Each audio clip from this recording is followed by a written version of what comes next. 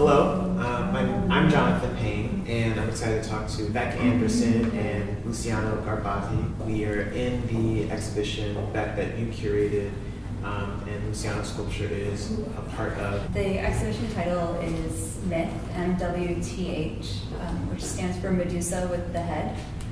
The sculpture Medusa with the Head of Perseus by Luciano Garbati is the piece that inspired the whole endeavor. I saw the piece on Instagram the weekend that Kavanaugh was getting grilled and ultimately allowed to be a Supreme Court justice. It was a really sad and frustrating moment in American history, and seeing that sculpture was really exciting. I was laying in bed with Camille and I was like, man, I'd love to do a show with that work. Also, I was thinking, where did this come from? Who made this? How did it happen? How have I not seen it? So I did some Googling and found an article that painted just like a lovely portrait of Luciano as a human. And I was like, okay, I've got to talk to this guy. But before I wrote him, I contacted a patron of the arts that I know and was like, hey, I think it would be great to do a show with this work. Would you be interested in supporting it? Got a one-word response, sure. I immediately wrote Luciano, this is still Saturday morning. You know, I went to his website, I found his email, and I was just like, hey, would you be interested in coming to New York and doing this exhibition with me? I mean, truth, the first thing I did was find out if I could get a replica for myself. So I was like, I'd love to live with that beauty. They weren't available, but I noticed that there were so many inquiries. I thought it was amazing you said that only Americans actually asked if they could buy one. Well, not all the Americans, but most of them. I love that. I don't know why that fact is like, it hits a sweet spot for me and some of my other interests. Totally. The first thing we did was start looking at the 3D scan that he had made and the 3D prints that had been made. And I was like, how soon can we get her to New York? She was made in 2008, but had not been shown in a long time until this year when he posted a picture of her on Facebook. And then every person who's seen it, every woman who's seen it responded in the same way that I did, which was like, fuck yeah. And how can I get one? Luciano, do you mind just like introducing yourself? Two questions that came up when Bek was talking was, like, who is this person who made this sculpture and how did it come into being? So do you mind just introducing yourself as an artist and how you got to making this work? I'll try. Well, I'm a sculptor. I have always been into arts, I would say. I'm from Argentina, but from an Italian family.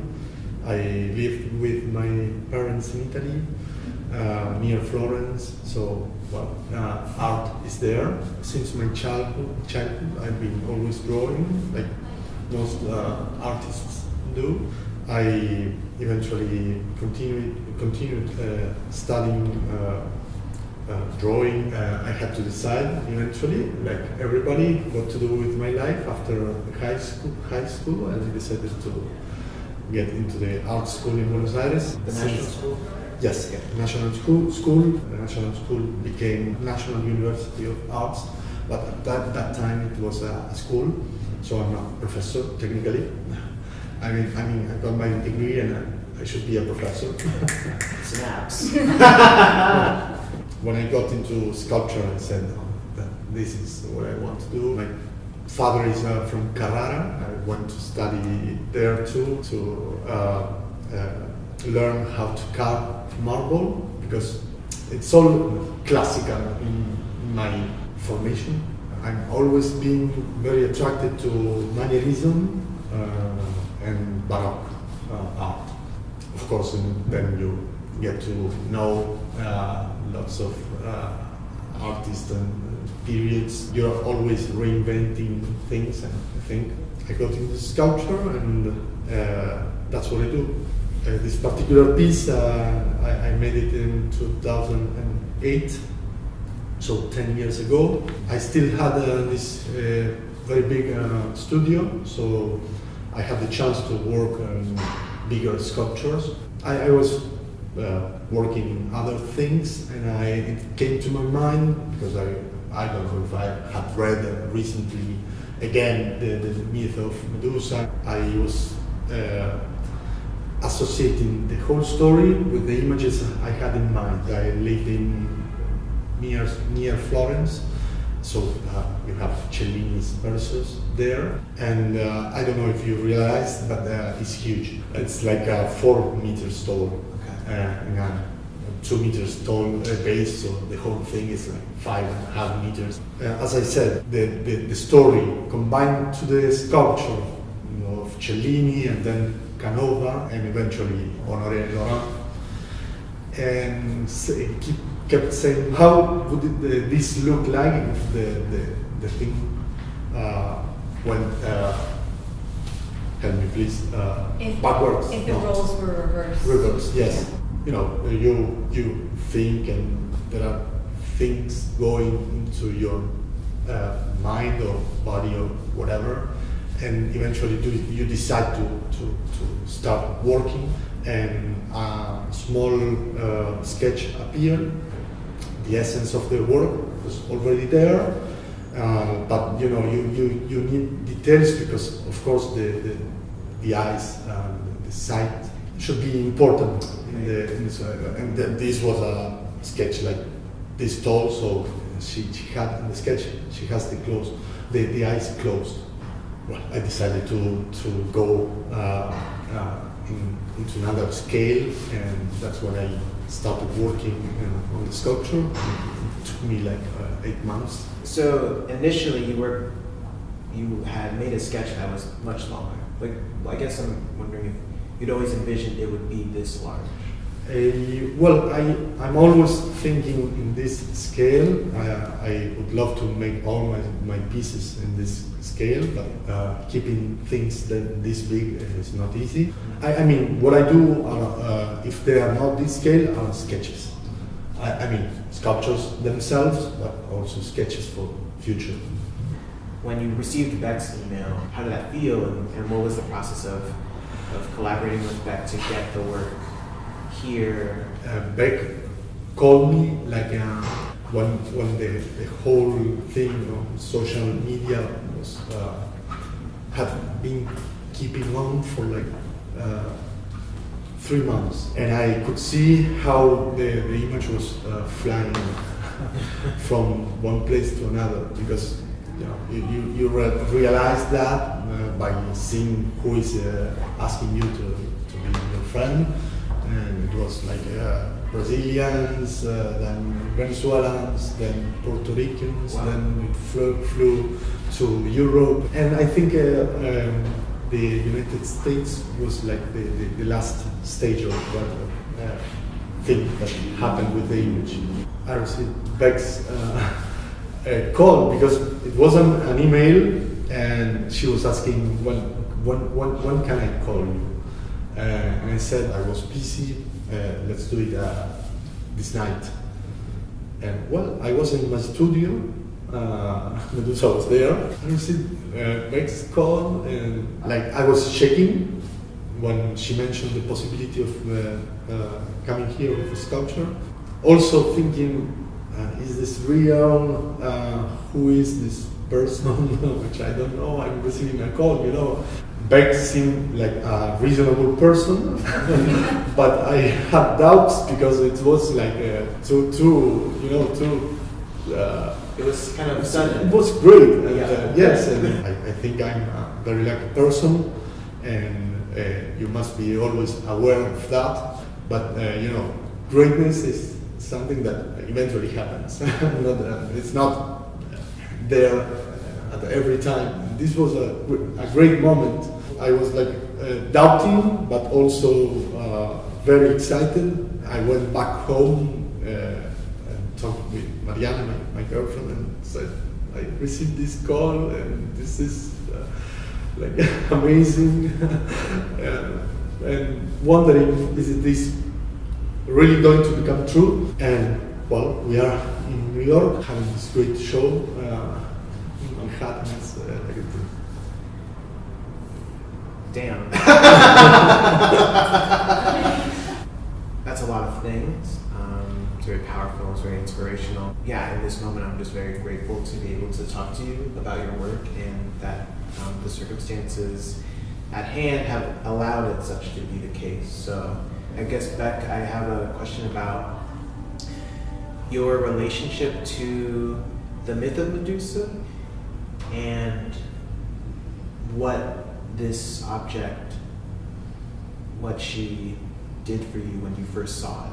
Well, the first question, what's my relationship to the story of Medusa? I did a body of work last year where I put contemporary images, contemporary bodies in the context of gods and goddesses, and wanted to see what we look like under those names. I also have a relationship with the idea of flipping the script. It's my favorite pastime. Medusa, specifically, the story of her being punished for having been raped in Athena's temple hits close to home for me, and I think every woman.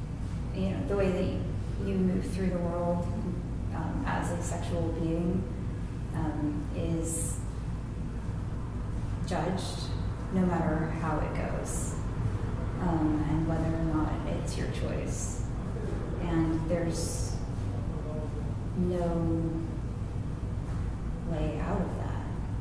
To be reminded that that's a narrative that we've been living in from the beginning of Western thought is sobering, especially in the climate that we're living in now. It's more important than ever to call that out and make sure that we're all in conversation around that narrative.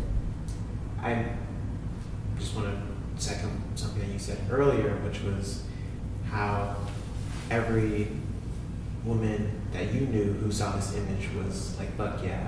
What I gather from you saying that is like there was this validating image circulating on the internet at a time when it seemed as if the voices of women and their experiences and their stories didn't matter.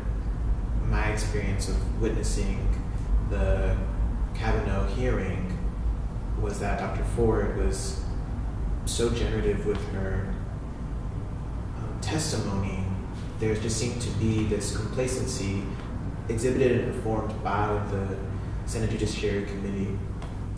It's really interesting to hear you talk about that in context to the myth of Medusa. Luciano, your sculpture of her, it interjects the traditional narrative in a way that is very immediate and abrupt and loud. I would love to hear more about the way in which you took what I think is a simple inversion and made it into something powerful.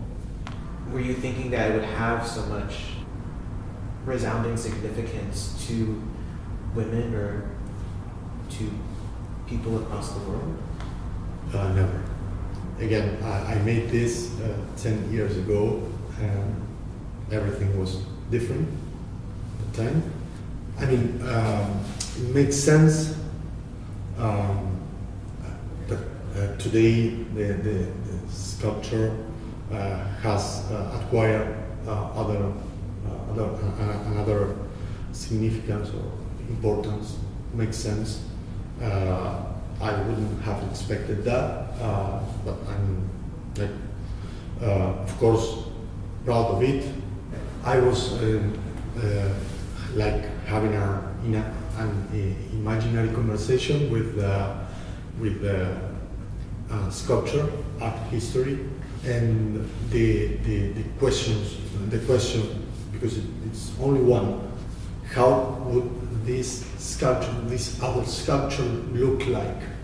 It seems simple, but it's not, because you have this whole tradition of victories where men are standing and perhaps showing whatever they have to show in order to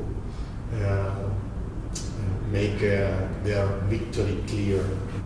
It's just a question, and there is a way to answer to that question. There are lots of ways. Mine is this: how I got into this image is perhaps thinking this is how a man looks like, at least in art history, when it comes to a victory. The fact of having Perseus slain, is that a victory? Would it feel like a victory? Well, I think not. Then, is she proud? What is being proud? Well, I said before that I was proud, but sometimes it seems like stupid. I think she's not proud. There is no need to be proud. It's just a result. I think that the key for the sculpture is I would say that the consciousness of this being a tragic situation, tragic event. You know? Perhaps it's important to say that this is not an allegory. You know, there is not an allegory. Allegory, because there is always a moral teaching behind allegories, and this is different because I don't want morality to get involved with the sculpture, but ethics. That is what makes the sculpture a statement and not an allegory. It's concerned with the fact that this is the result of a tragedy. Medusa's history is like a tragedy. That's the key for me.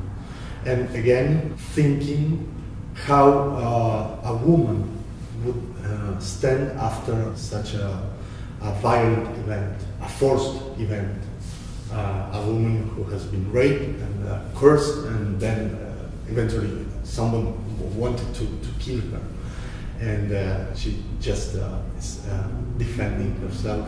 So there is no victory, there is no proud, there is no pride. There is just the consciousness that the story goes on, and that's the thing. I mean, I think that is important for the identification that went on with women all over there, because it still goes on, you know.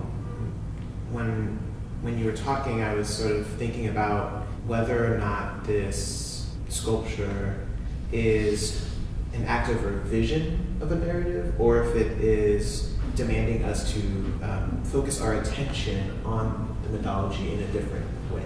I think the work is asking that we ask more questions or think through the mythology beyond what it is. I think it's inviting a type of imagination to come in. I think in my first conversation with Luciano, I asked, what do you see for this sculpture? Like, where do you imagine her to live? And he said, somewhere public, in a place where she can be seen by everyone. I think that is in the tradition of the Cellini Perseus. And I think I thought about, how does the Cellini Perseus affect the consciousness of every person who walks through the Piazza della Signoria. I definitely think that it would be really meaningful to put her in the Piazza. And what that comes from is when you see an image that's an icon, you identify or disidentify with it, but it affects you. The idea of putting a work that so clearly, starkly questions the framework through which we see ourselves. I think it has the potential to not rewrite history, but reframe the future. The way that information changes over 2,000 years, maybe we'll forget who won or what the battle was about, or maybe we'll have a different narrative to attach to this icon